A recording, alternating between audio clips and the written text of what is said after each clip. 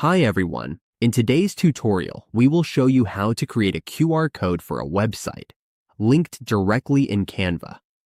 If you want people to quickly access your website with just a scan, we will guide you step by step on how to generate a customized QR code inside Canva. Now let's get started. On your Canva dashboard, go to Apps. You can find Apps on the left side of your page. Just click the three dots and select Apps.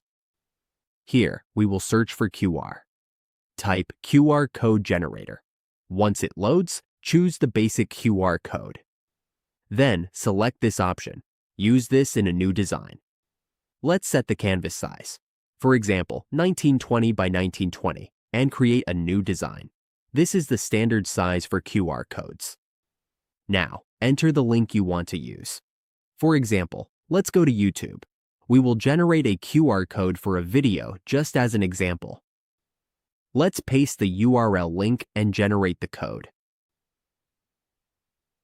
Once that's done, you can adjust the code however you like. You can resize it if needed. When you are happy with it, just share and download. That's it. We have successfully created a QR code for a website link in Canva.